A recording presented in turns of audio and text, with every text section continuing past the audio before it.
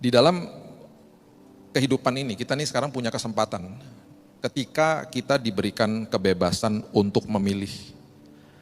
Kita diberikan kesempatan sama Tuhan karena Tuhan itu akan datang, berdiri di depan pintu, mengetuk.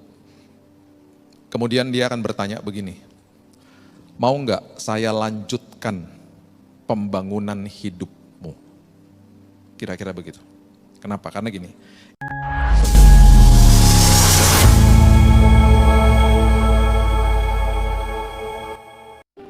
Hati kami penuh dengan ucapan syukur, karena kami tahu Tuhan hidup kami yang Kau titipkan buat kami hari ini sangat berharga, dan itu sebabnya kami juga menatap masa depan kami dengan penuh pengharapan, dan pengharapan kami di dalam Kristus tidak pernah mengecewakan, karena kami tahu Tuhan selalu di pihak kami.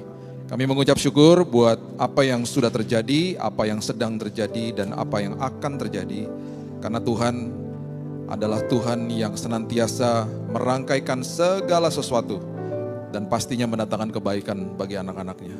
Itu sebabnya hari ini Tuhan, kami mengucap syukur karena kami tahu Roh Kudus ada di setiap kami. Roh Kudus yang akan menerangkan firman kebenaran, Roh Kudus jadi mentor kami, jadi konselor kami, bahkan Roh Kudus yang menasihati kami. Kami sambut firman kebenaran di dalam nama Tuhan Yesus, Juru Selamat kami yang agung, kami berdoa. Kita sama-sama katakan, amin, amin, amin, haleluya. Silakan duduk, shalom. Senang bisa kembali di sini. Oke, ini sambungan dari tadi pagi. Kalau Bapak Ibu nanti ada kesempatan bisa lihat video tadi pagi, ini sambungannya. Jadi gini, tadi pagi kita bicara soal mata rohani, ya. Kemudian artinya maksud gini, kita nih hidup, kalau nggak buka mata rohani bisa bahaya bagi kita. Karena kita nggak lihat Tuhan secara fisik. Yang kita perlu pahami itu adalah mata kita ini yang melihat dunia ini gampang sekali terpengaruh. Kita lihat segala sesuatu gitu ya. Terus itu kan kita serap gitu ya.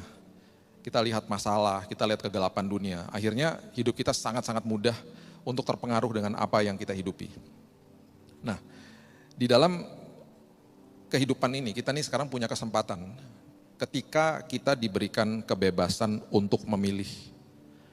Kita diberikan kesempatan sama Tuhan karena Tuhan itu akan datang, berdiri di depan pintu, mengetuk. Kemudian dia akan bertanya begini, mau nggak saya lanjutkan pembangunan hidupmu? Kira-kira begitu. Kenapa? Karena gini, Ibrani pasal yang ketiga, ayat yang keempat mengatakan begini. Ibrani pasal yang ketiga, ayat yang keempat. Sebab setiap rumah itu dibangun oleh seorang ahli bangunan. Tetapi ahli bangunan segala sesuatu ialah Allah. Siapa yang rumahnya pernah bocor musim hujan? Gak ada. Ada lah ya. Ada ya. Rumah saya langganan bocor karena rumah tua ya. Rumah peninggalan orang tua. Jadi bocor di situ terus. Nah sekarang gini. Kalau ada tukang datang ke rumah, baik itu mau renovasi, mau membangun rumah, mau membetulkan rumah, biasanya ada dua pertanyaan penting yang kita tanya sama dia. Mas, berapa harganya? Yang kedua, Mas, berapa lama kerjainnya? Betul? Berapa harganya? Berapa lama, Mas? Ketika Tuhan datang dalam hidup kita, kemudian dia menawarkan untuk melanjutkan pembangunan. Biasanya kita juga tanya sama dia secara kita tidak sadar. Biasanya jawabannya dia kita nggak suka. Berapa harganya? Tuhan akan bilang gini, segenap hidupmu. Enak aja.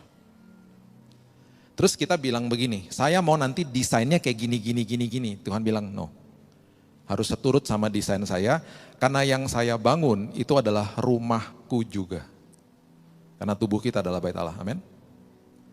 Kenapa begitu? Karena setelah selesai semuanya, dia mau tinggal di situ. Sama kita. Oh, akan banyak orang bilang ini, nggak mau.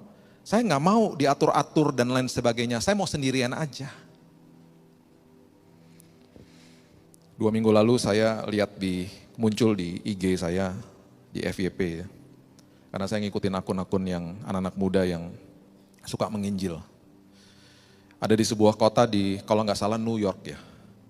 Dia secara random aja gitu, dia tanya sama orang-orang yang lewat di jalanan. kamu kenal Tuhan enggak? Kamu cinta Tuhan enggak? 85% bilang no. Bahkan banyak yang marah. Ngapain sih nanya-nanya kayak gitu? Itu kan urusan saya. Gitu. Kemudian yang kedua, biasanya jawaban yang berikut ini juga kita nggak suka. Karena kita tanya kan, berapa lama toh? Tuhan akan bilang begini, prosesnya sedikit demi sedikit. Loh kok gitu Tuhan? Gak bisa yang cepat aja, gak bisa. Makanya ketika sedang diproses, banyak orang gak suka. Karena sedikit demi sedikit. Mazmur 139 ayat 15. Mazmur 139 ayat 15. Tulang-tulangku tidak terlindung bagimu ketika aku dijadikan di tempat yang tersembunyi. Dan aku direkam di bagian-bagian bumi yang paling bawah. Mazmur 139 ayat 15. Ketika kita diciptakan sama Tuhan di awal, Tuhan yang sudah bangun hidup kita dari awal. Oke? Dibangun. Di titik di mana kita bisa mengambil keputusan, dia tidak akan paksa kita. Itu sebabnya dia akan ketuk. Itu sebabnya yang saya katakan tadi, mau nggak nak aku lanjutkan pembangunan hidupmu? Banyak orang bilang no. Banyak orang nggak sadar bahwa tanpa Tuhan, tanpa Allah Elohim, dia nggak akan ada dalam bumi ini. Banyak orang nggak sadar. Kita kalau baca Alkitab, itu adalah kisah tentang seorang raja, tentang kerajaannya, dan tentang anak-anaknya sebenarnya. Kalau dari kita baca dari Kejadian sampai Wahyu, itu kisah seorang raja sebenarnya.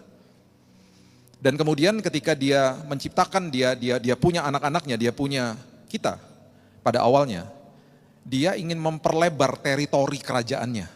Makanya dia nggak pernah kasih anak-anaknya sorga di awal, dikasihnya bumi. Kejadian 1 ayat 26. Itu amanat agung pertama sebenarnya. Dia bilang apa? Kuasai bumi. Jangan sampai bumi menguasaimu. Jangan sampai hidup menguasaimu. Kuasai hidupmu. Aku berikan otoritas untukmu. Kalau kita ngerti prinsip itu, wah itu udah dasar dari sebuah kehidupan sebenarnya. Kuasai bumi. Bukan menguasai manusia lain, menguasai bumi. Akhirnya kita mengerti, oh bangun pagi saya masih diberikan nafas, berarti dunia ini masih membutuhkan saya. Gitu maksudnya. Itu kalau bahasanya saya, ya kalau saya bisa menjelaskan, itu artinya mengkolonisasi bumi. Menularkan budaya kerajaan pusat, kerajaan sorga. Kita ini diutus loh. Makanya Yesus bilang begini, dia waktu dia ngajar, dia gak pernah ngajarin tentang atau ngajar tentang bahwa ini kekristenan adalah agama, nggak pernah. Dia mengajarkan ini adalah kerajaan. Jadi itu sebabnya dia berdoa di Yohanes 17. Bapa, sebentar lagi aku akan pergi ke Bapa. Ini anak-anakku masih di sini loh. Biarkan mereka bersatu supaya dunia melihat siapa kita. Bapa, aku berdoa lindungi mereka. Karena mereka masih ada di dalam dunia. Itu kerajaan. Makanya di dalam sebuah kedutaan, ketika warga negara kedutaan tersebut masuk ke dalam kedutaan itu, yang ada di Indonesia, nggak bisa diapa-apain. Hukum Indonesia nggak berlaku di situ. Itu seolah-olah dia masuk ke dalam negaranya. Makanya mobil CD, Korps Diplomat, itu bisa dalam tanda kutip ngelanggar lalu lintas rambu-rambu, nggak kebal dia, kebal hukumnya. Makanya Yesus bilang apa? Alkitab bilang apa? Roh yang di dalammu melebihi apapun yang ada di dalam dunia. Karena apa? Karena kita utusan kerajaan sorga. Sekarang saya mau tanya gini, duta besar yang ada di dalam sebuah kedutaan, dia dikirim sama negaranya toh? Yang bayarin gajinya siapa?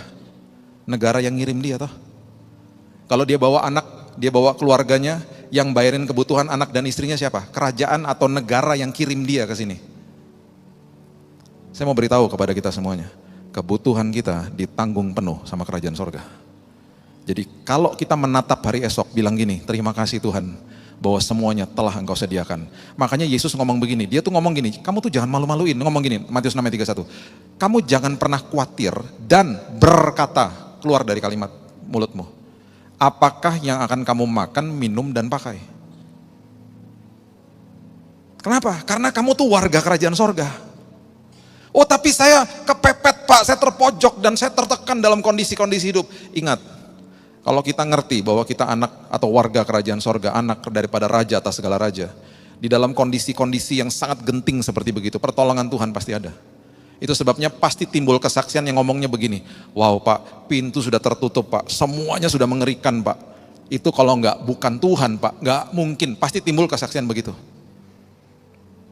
Makanya dia bilang, janganlah kamu khawatir. Oke, kita ngerti khawatirnya. Tetapi dia bilang juga, jangan kamu berkata. Jadi berarti anak-anak Tuhan tuh dia paling gak suka kalau kita tuh gini, aduh gimana ya. Itu salah satu bagian dari berkata. Makanya ada kuasa di dalam ucapan syukur. Walaupun di depan mata gak enak bilang begini, gak apa-apa, Tuhan pasti pelihara saya. Gak apa-apa, Tuhan pasti selalu tepat waktu. Oh gak apa-apa, walaupun di depan mata saya gak enak, gak apa-apa. Ini adalah orang-orang yang ketika mendengar firman Tuhan dan melakukannya. Sederhana toh kalimatnya kan. Yang terjadi adalah ini, coba lihat Matius pasal yang ke-7 ayat 24. Matius pasal yang ke-7 ayat 24. Setiap orang yang mendengar perkataanku, setiap orang yang mendengar perkataanku dan, ini yang paling penting, melakukannya. Mendengar, melakukan. Ia sama dengan orang yang bijaksana yang mendirikan rumahnya di atas batu.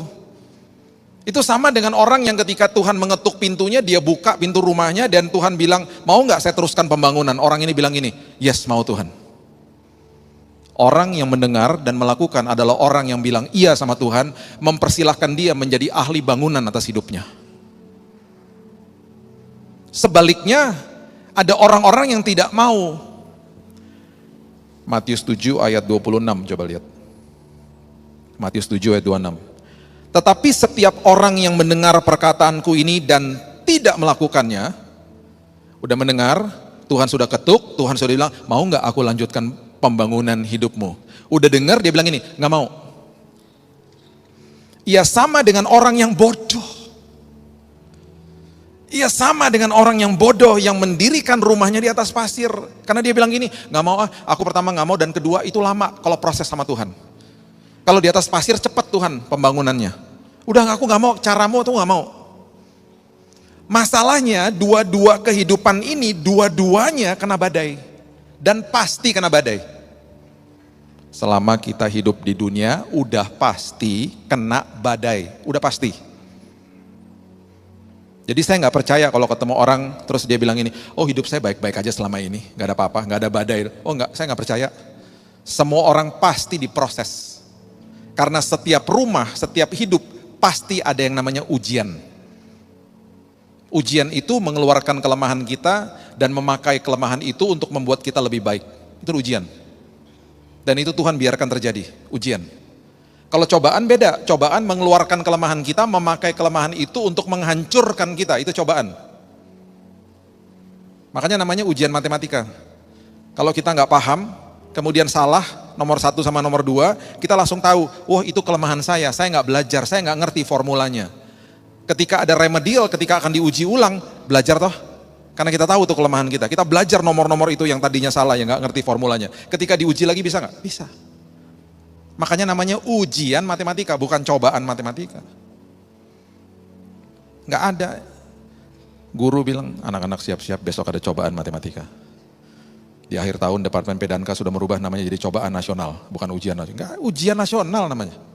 Mengeluarkan kelemahan kita, memakai kelemahan itu untuk membuat kita lebih baik. Coba lihat ayat 25, Matius 7, ayat 25. Kemudian turunlah hujan. Datanglah banjir, lalu angin melanda rumah itu. Tekanan dari atas, tekanan dari bawah, tekanan dari samping. Hujan, banjir, angin. Tetapi rumah itu tidak rubuh sebab didirikan di atas batu. Kalau saya bisa ganti kata-kata itu, sebab didirikan di atas batu yang dirancang oleh ahli bangunannya, yaitu Tuhan sendiri. Sebaliknya yang terjadi adalah ayat 27. Ayat 7 katakan begini, sama aja. Kemudian turunlah hujan, banjir dan angin, sama. Melanda rumah itu. Tetapi karena ahli bangunannya bukan Tuhan, rubuhlah rumah itu dan hebat kerusakannya. Bukan sekedar rubuh, hebat kerusakannya. Gini loh, Kita ya baca Kejadian 1 aja. Baca Kejadian 1 aja tentang kreasi, proses kreasi misalnya. Dari ayat 11 misalnya. Tuhan sudah menjadikan sebuah tanah itu sebuah sumber bagi tumbuh-tumbuhan. Dia berfirman kepada tanah, hendaklah tanah mengeluarkan tumbuh-tumbuhan toh. Dia menjadikan tanah itu sumber, dia menjadikan tanah itu sumber, dia sumber dari segala-galanya. Dia bisa menjadikan itu sumber. Keluarlah tumbuh-tumbuhan dari tanah itu. Tanah hendaklah engkau keluarkan tumbuh-tumbuhan. Itu kira-kira begitu bahasanya, Kejadian 1 ayat 11. Sekarang saya tanya, tumbuh-tumbuhan dipisahkan dari sumbernya, dipisahkan dari tanah, mati nggak? Mati. Mati. Jadi wortel di atas meja, ya, jadi brokoli rebus, segala mati.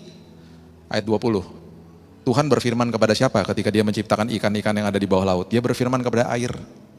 Bahasa Inggrisnya let the water produce. Dia berfirman kepada air. Itu seolah-olah bahasanya begini, biarkan air mengeluarkan binatang-binatang ini. Berarti apa? Sumbernya daripada ikan apa? Air. Dipisahkan dari air mati nggak? Mati, gurame bakar. Kepada siapa dia berfirman ketika dia menciptakan binatang melata dan binatang buas? Kejadian 1 ayat 24. Dia berfirman kepada bumi. Baiklah bumi mengeluarkan binatang melata, binatang liar. Binatang-binatang ini sumbernya bumi. Dipisahkan dari habitatnya mati nggak? Mati. Yang paling dahsyat itu ayat 26. Ketika dia menciptakan saudara dan saya. Dia nggak berfirman kepada tanah, dia tidak berfirman kepada air, dia tidak berfirman kepada bumi, dia berfirman kepada dirinya sendiri. Baiklah kita menjadikan manusia segambar dan serupa seperti kita. Let us make man. Baiklah kita. Dia tunjuk dirinya sendiri. Itu sebabnya sumber daripada kita tuh Tuhan. Di luar Tuhan nggak ada kepuasan. Makanya saya heran orang stres di mana-mana. Kenapa? Karena terang-terangan nolak Tuhan. Tadi pagi saya kasih tahu jemaat bagaimana negara yang didirikan di atas firman Tuhan rontok moralnya hari ini. Negara Amerika. Karena mempersilahkan dosa masuk dan disahkan oleh negara. Aborsi dilegalkan, perkawinan sesama jenis dilegalkan, perkawinan sesama jenis boleh mengadopsi anak. Coba bayangin coba, makin rusak negaranya. Sekarang sedang diwacanakan bahwa orang tua nggak boleh ngasih tahu anaknya bahwa dia pria atau wanita. Gimana coba? Anaknya boleh pilih sendiri, dia mau punya kelamin apa. Bahkan beberapa tempat sudah diwacanakan kalau hari ini kita ngerasa sepertinya hari ini saya kok rasa-rasa saya seperti ular ya hari ini ya. Kita harus diperlakukan seperti ular. Hari ini saya pengen jadi perempuan aja deh, kita diperlakukan sebagai perempuan. Nanti boleh masuk toilet yang perempuan, kan gila negaranya. Itu sedang diwacanakan di mana-mana. Terserah kamu, pokoknya kamu mau ngapain terserah. Atas nama apa? Hak asasi manusia.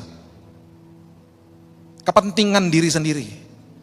Itu orang-orang yang sudah dengar firman menolak. Udah jelas-jelas dengar firman, dia bilang saya nggak mau dibangun sama Tuhan saya. Itu adalah orang-orang yang mengeraskan hati. Makanya kalau kita sambung, ya di Ibrani pasalnya yang ketiga, ayat yang ke-7, 8 dan 9 mengatakan begini. Ibrani pasal yang ketiga, ayat yang ke-7 mengatakan begini. Sebab itu, seperti yang dikatakan Roh Kudus pada hari ini, jika kamu mendengar suaranya, jika kamu tidak dengar suaranya, ini terjadi. Janganlah keraskan hatimu. Seperti dalam kegeraman pada waktu pencobaan di padang gurun, di mana nenek moyangmu mencobai aku dengan jalan menguji aku, sekalipun mereka tidak melihat perbuatan-perbuatanku 40 tahun lamanya. Generasi pertama bangsa Israel nggak boleh masuk ke tanah perjanjian, nggak boleh masuk, karena paradigma Mesir. Generasi keduanya di Yosua 5, ketika mereka sebelum masuk harus disunat dulu di lembah Gilgal. Mereka harus meninggalkan celah Mesir. Kenapa? Perhatikan ini baik-baik. Masa depan kita memerlukan pengelolaan yang penuh dengan tanggung jawab dan kedewasaan rohani. Orang yang mengeraskan hati adalah orang yang akhirnya missing out, orang yang akhirnya ditunda pemberian atau tanggung jawab yang besar yang Tuhan sudah mau titipkan buat hidupnya. Itu yang terjadi akhirnya. Bapak Ibu tahu apa yang terjadi sama mereka? Mereka nggak boleh masuk, generasi pertama. Generasi kedua sebelum masuk, mereka disunat dulu. Sunat itu artinya meninggalkan paradigma lama. Kenapa? Karena di tanah perjanjian mereka harus mengelola tanahnya. Tanahnya itu menghasilkan susu, madu, bertih, gandum, dan buah-buah yang besar yang akhirnya digandar. Dan ketika mereka menikmati hasil tanah karena mereka cakap mengelola, roti mananya yang manja-manja mereka selama 40 tahun diberhentikan sama Tuhan. Karena Tuhan mau kita bertumbuh di dalam kasih karunia Dia. Orang yang mengeraskan hati, kehilangan kesempatan di mana akhirnya yang tadinya Tuhan mau titipkan dalam hidup mereka, perkara besar, ditunda akhirnya. Ayat yang ke-10, Ibrani 3. Itulah sebabnya aku murka kepada angkatan itu. Murka kepada angkatan itu. Jangan baca ini berpikir bahwa Tuhan murka sama saya, tidak. Tuhan hari ini gak murka, tidak menuduh, tidak menghukum, tidak menghakimi kita. Harus jelas dulu ya.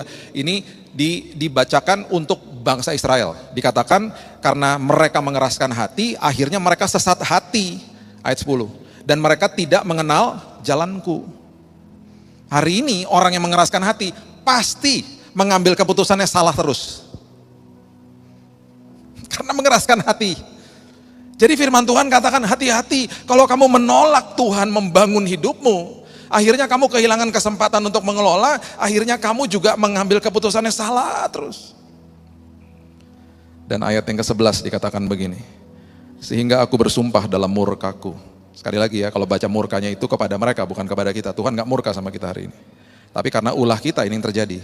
Dan mereka tidak mengenal jalanku, dan kemudian ayat 11 ketika dikatakan mereka tidak masuk, takkan masuk ke dalam tempat perhentianku, gak akan masuk ke dalam tanah perjanjian. Hari ini berarti apa? Kita gak akan ngalami damai dalam hidup ini. Nanti saya buktikan ayatnya. Kita gak akan ngalami damai. Orang yang mengeraskan hati, orang yang bilang sama Tuhan, aku gak mau dibangun sama Tuhan, mereka kehilangan kesempatan untuk mengelola. Mereka akhirnya hidupnya banyak tersesatnya, kehilangan pegangan, tersesat Alkitab katakan. Kemudian mereka hidupnya tidak ada damai. Itu modal utama manusia loh. Bapak Ibu, saya waktu disembuhkan kanker tahun 2019, dokter saya bilang begini, salah satu penyebab utama orang kena kanker karena hidupnya tidak ada damai. Stres, GERD, MAH, kolon kanker masuk sini, datang ke jantung, paru-paru kena, semuanya kena. Gara-gara apa? Gak ada damai. Dan banyak yang ngalamin kayak begitu. Itu yang terjadi. Ya. Ulangan 7 ayat 22. Coba lihat. Ulangan 7 ayat 22. Ini yang saya mau buktikan kepada Bapak Ibu. Ulangan 7 ayat 22. Semua yang kita baca, yang saya akan bagikan ini merupakan metafor atau bayangan terhadap kehidupan kita hari ini. Coba lihat ini. Tuhan Allahmu akan menghalau bangsa-bangsa ini dari hadapanmu sedikit demi, katakan sama-sama saya dengan keras, sedikit demi. Engkau tidak boleh membinasakan mereka dengan segera, supaya jangan binatang hutan menjadi terlalu banyak melebihi engkau. Perhatikan ini baik-baik, ini luar biasa ayat ini. Tuhan mengatakan ini kepada bangsa Israel. Dia bilang begini, nak, musuhmu sudah aku serahkan ke dalam tanganmu. Tenang aja, kamu pasti menang, tenang aja. Proses menumpaskan musuh-musuhmu sedikit demi sedikit. Kenapa? Dia katakan begini, supaya jangan binatang hutan, the beasts of the field bahasa Inggrisnya, menjadi terlalu banyak melebihi engkau. Maksudnya apa sih? Maksudnya gini, kalau kamu bunuh musuh-musuhmu terlalu cepat, bangkainya mereka nanti berhantaran di mana-mana. Kamu gak punya kesempatan untuk ngubur jenazah-jenazahnya mereka. Yang terjadi adalah binatang-binatang buas yang karnivora ini keluar dari persembunyiannya memangsa mereka, dan mereka jumlahnya jauh lebih banyak daripada jumlahmu. Mereka bisa membahayakan hidupmu. Kan yang tahu ini kan hanya Tuhan. Kan yang tahu siasatnya iblis kan Tuhan. Jadi dia bilang apa? Sedikit demi sedikit. Itu sama seperti hari ini. Ketika tadi kita tanya sama Tuhan, berapa lama prosesnya? Tuhan bilang apa? Sedikit demi sedikit. Kenapa Tuhan sedikit demi sedikit? Karena aku sedang bangun karaktermu. Kalau terlalu cepat nak, ketika nanti dibawa tinggi, ada badai, kamu goyah nak. Ketika nanti kamu dibawa tinggi dan kemudian ada pujian, kamu sombong nak. Jadi bangunnya sedikit demi sedikit.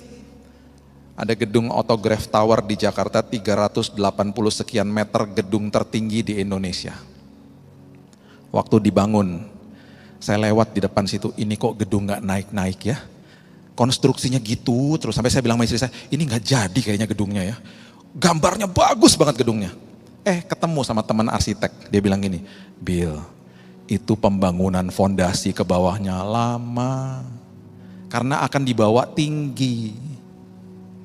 Dan itu harganya mahal. Di situ saya baru ngerti, sekarang udah jadi gedungnya. Bagus.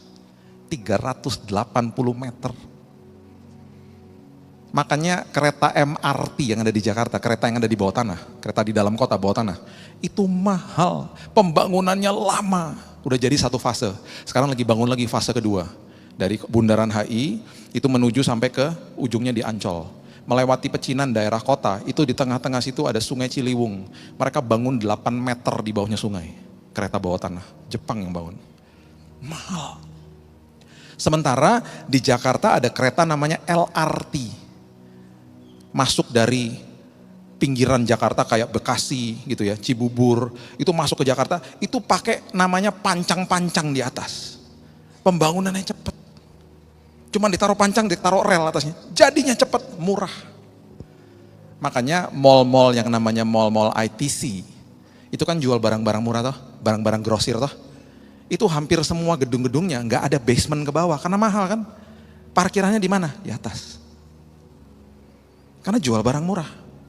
Tapi ketika masuk ke dalam mall-mall yang mewah-mewah, itu bangun basement-basement ke bawah, parkirannya bagus-bagus di bawah. Itu sebabnya di situ saya makin ngerti, iya ya Tuhan, kita seperti pohon yang ditanam di tepi aliran air toh. Daunnya tidak akan layu berbuah pada musimnya. Dan kemudian dikatakan begini, apapun yang diperbuatnya berhasil. Kita suka sama ayat itu karena ada kata-kata yang diperbuatnya berhasil. Kita lupa bahwa kita ini sebagai pohon yang ditanam. Ditanam tuh gak enak. Ditanam tuh berarti di bawah tanah. Berantakan, gelap, 11-12 sama bangkai. Itu sebabnya iblis selalu datang, gak ada harapan. Gak ada harapan kamu, karena bangkai gak akan bertumbuh. Gak ada harapan kamu. Oh, Tuhan bilang gini, tenang nak, kamu ditanam di tepi aku, di tepi aliran air kehidupan. Kamu makin lama diproses, karena aku lagi siapkan hidupmu untuk naik menjulang tinggi. Makanya sedikit demi sedikit. Ketika nanti ada badai yang kau kuat, ketika ada pujian kau gak sombong, karena karaktermu dibangunnya ke bawah. Banyak orang dapat jabatan tinggi, udah hebat, tiba-tiba apa? Korupsi, main perempuan. Kenapa? Orang ya punya kehebatan bicara, punya kehebatan apapun, bisa dibawa tinggi dengan talentanya. Tanpa karakter, jeblok. Yang menahan manusia di atas konsisten itu karakter. Makanya pembangunannya lama, sedikit demi sedikit. Saya kasih ayat ini lagi ya. Sebelum saya tutup, saya kasih ayat ini. Coba lihat 1 Raja-Raja 6 ayat yang ke-7. 1 Raja-Raja 6 ayat yang ke-7. Selain sedikit demi sedikit, ya, selain sedikit demi sedikit. Ini hebat luar, ini hebat bang. Saya baca ini merinding saya. 1 Raja-Raja 6 ayat 7. Ini semuanya metafor-metafor, sebuah bayangan tentang kehidupan rohani kita. Ya. Tadi kalau kita baca ayat yang tadi Ulangan 7 itu kata the beast of the field, itu sama dengan Kejadian 3 ayat 1. Nanti Bapak Ibu buka sendiri di rumah. Ular itu lebih cerdik daripada segala binatang yang ada di darat toh. Itu sama dengan beast of the field. Itu artinya antek-anteknya dia. Malaikat-malaikat yang jatuh sama dia. Jadi di alam rohani itu Tuhan lagi kasih tahu sedikit demi sedikit itu supaya tidak membahayakan hidupmu karena iblis sudah mengintai. Sudah mengintai seperti binatang-binatang buas dia sudah mengintai, makanya sedikit demi sedikit ya nak supaya karaktermu terbentuk, itu maksudnya. Ini lagi. Ini metafor lagi. Ini lagi proses pembangunan bait Allah pertama, coba lihat. 1 Raja-Raja 6 ayat 7. Pada waktu rumah itu didirikan, pada waktu bait Allah pertama didirikan, dipakailah batu-batu yang telah disiapkan di penggalian. Ini luar biasa. Dikatakan begini, sehingga tidak kedengaran palu atau kapak atau sesuatu perkakas besi pun selama pembangunan rumah itu. Jadi waktu pembangunan bait Allah pertama, ya, semua batu-batu yang dipahat, semua batu-batu yang dibentuk, dibuatnya di penggalian. Kalau baca kata penggalian, itu artinya itu ada di Lebanon. Sementara bait Allahnya di Yerusalem. Itu di Lebanon. Jadi apa? Selama pembangunan, selama proses pembangunan tidak berisik. Saya mau beritahu ini kepada Bapak Ibu. Kita kalau panggil tukang ke rumah, berisik gak? Gak mungkin gak ada bunyinya. Tiba-tiba, udah jadi aja rumahnya. Gak mungkin, pasti ada bunyi tong, tong, tong, ada bor, pasti begitu. Mana ada yang gak ada bunyinya? Gak mungkin. Tuhan, kalau bangun hidup kita, Dia berjanji aku akan tinggalkan damai sejahtera bagimu. Semua pembangunan, semua berisik-berisiknya, semua peperangan rohani, aku lakukan di kejauhan. Sehingga hidupmu walaupun di dalam proses, hidup di dalam damai sejahtera. Makanya ayat yang tadi kalau kita baca, orang yang mengeraskan hati gak pernah ada damai. Orang yang bilang yes Lord, bilang ya Tuhan, walaupun di proses, hidup di dalam damai Tuhan. Karena pembangunan hidupnya dikerjakan di kejauhan. Nanti setelah selesai batu-batunya dibawa dari Lebanon, diserahkan kepada ahli bangunan di Yerusalem. Mereka tinggal apain? Susun. Dahsyat. Makanya bahasa Inggrisnya dikatakan apa? You are the master builder. Engkau adalah ahli bangunan yang dahsyat. Saya percaya kita akan buka pintu dan kita katakan, ya Tuhan, lanjutkan pembangunanmu bagi hidup saya. Saya ketika kena cancer, teman-teman yang masuk ke kamar, nangis, 80% nangis lah, lihat saya. Karena badan saya tinggal 60 kilo udah kayak tengkorak. Setelah 2 jam, 3 jam ngobrol-ngobrol, mereka pulang. Mereka nangisnya bukan nangis sedih, nangis bahagia. Mereka bilang gini, kok kamu dari tadi kok hidupnya, kok kata-katamu penuh damai ya? Saya bilang gini, itu Tuhan. Bukan kuat dan gagah saya. Selama diproses, damai sejahtera telah disiapkan bagimu. Karena peperangan terjadi di kejauhan. Di kejauhan. Kita gak bisa lihat. Dia cuma bilang apa? Be still and know that I am God. Diam dan tenanglah, ketahuilah aku Tuhanmu.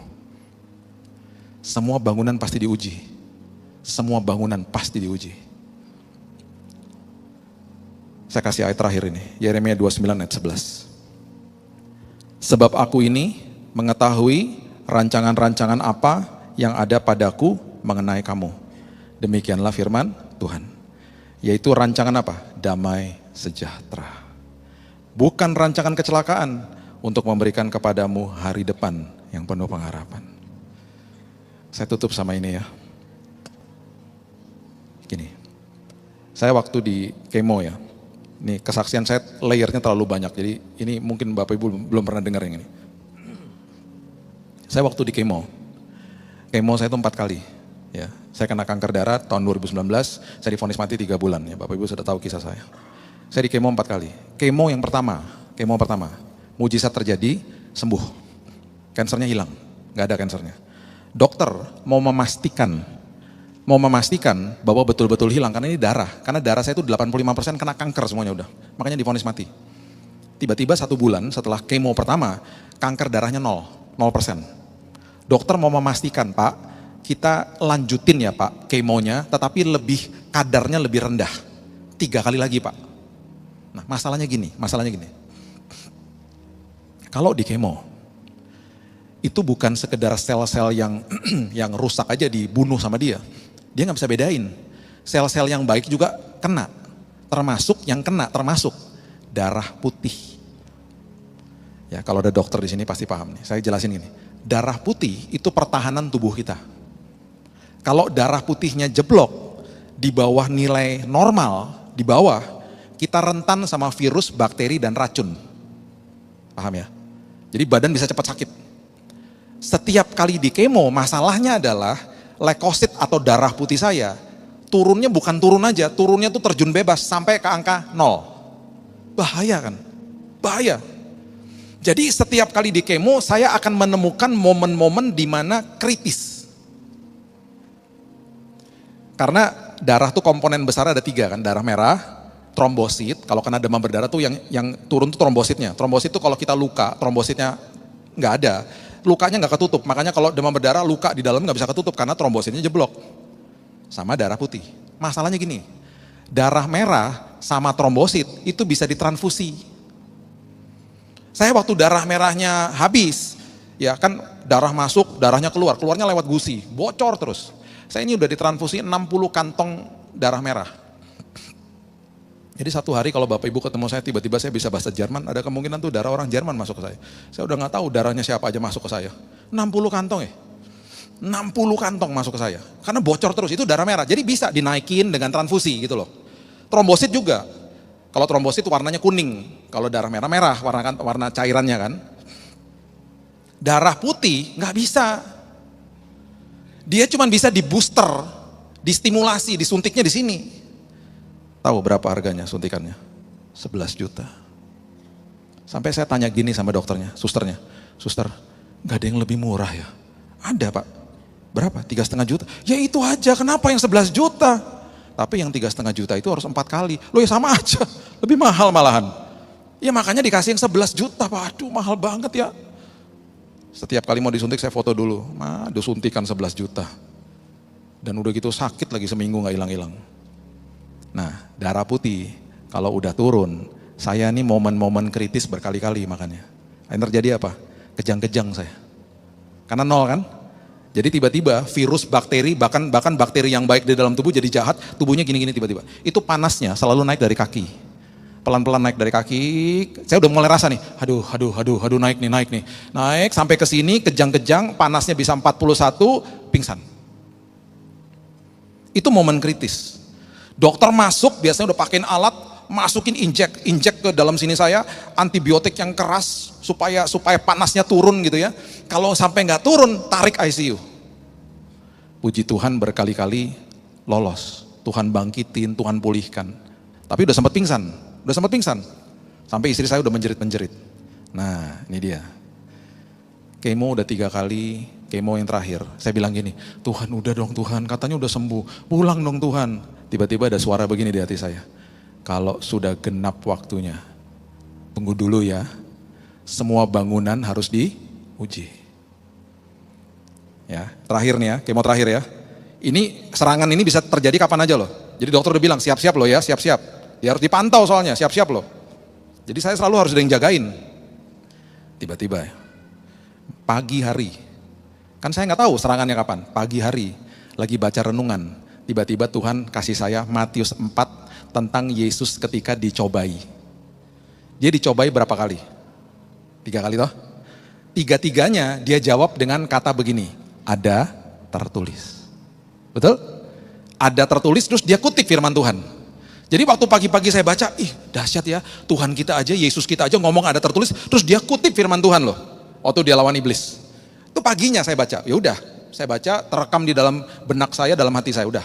Jam 6:30 malam, serangan itu terjadi. Karena pagi-paginya dokter udah bilang, hati-hati loh Pak, leukositnya udah 0. Diserang lagi saya sama panas itu, tiba-tiba tubuhnya udah gak kuat soalnya. Tiba-tiba naik dari bawah. Di kamar cuman saya sama istri saya. Saya bilang gini sama dia, sayang naik lagi, panasnya naik lagi. Udah sampai ke sini, udah sampai ke pinggang, dia bilang gini, cepet pencet tombol itu. Tombol apa? Panggil dokter sama suster. Cepet pencet.